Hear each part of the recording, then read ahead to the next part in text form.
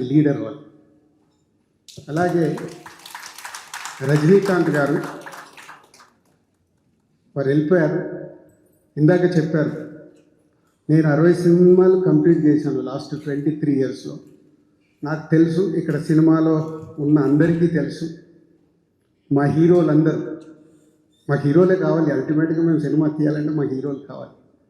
కానీ హీరోలందరూ వాళ్ళు హీరోల్లాగే ఉంటారు, కానీ రజనీకాంత్ గారు ఒక్కరి మట్టుకు మామూలు మనిషిగా ఉంటాడు.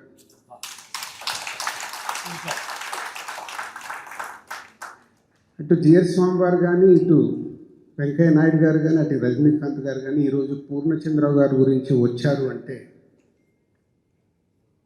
విలువలు, వ్యక్తిత్వం ఆ రెండు కలగలిపిన వ్యక్తి కాబట్టే వారితో పాటు ఇంతమంది ఇక్కడికి వచ్చాం.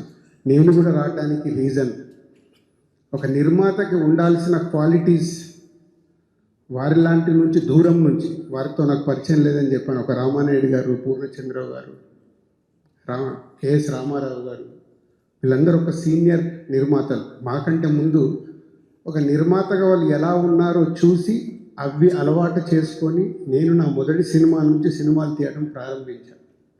సో దానికి మాలాంటి జనరేషన్కి వాళ్ళు ఒక దారి చూపించిన నిర్మాతలు. 87 సినిమాలు ఎలా తీశారో ఇందాక ప్రభు గారు వారు చెప్పడం జరిగింది. సార్ ధన్యవాదాలు. ఇలాంటి ఈవెంట్కు మమ్మల్ని ఆహ్వానించి ఈరోజు ఈ అందరినీ కలిపారు. అది మీ 90వ జన్మదినం అవ్వడం నిజంగా 90 సంవత్సరాలకు ఇలాంటిది చేయడం ఇక్కడ ఉన్నవారికి నాకు తెలిసి ఎవరికి సాధ్యం కాదు. అది వారికే సాధ్యమైంది. ఒక ఇన్స్పిరేషన్. ఇది నెక్స్ట్ మనందరికీ ఒక ఇన్స్పిరేషన్.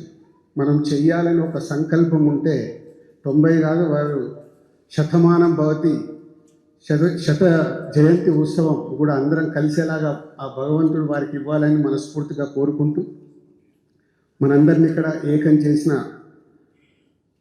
పూర్ణచంద్రరావు గారికి ధన్యవాదాలు చెప్తూ, ఒక చివరి మాట, పుట్టుక ముందు మనకు ఒక డేట్ ఉంటుంది, మనం చనిపోయాక ఒక డేట్ ఉంటుంది, మధ్యలో ఉండేది డాష్. ఆ డాషే మన జీవితం. ఆ జీవితంలో ఎన్నో మెమరీస్ ఉంటాయి.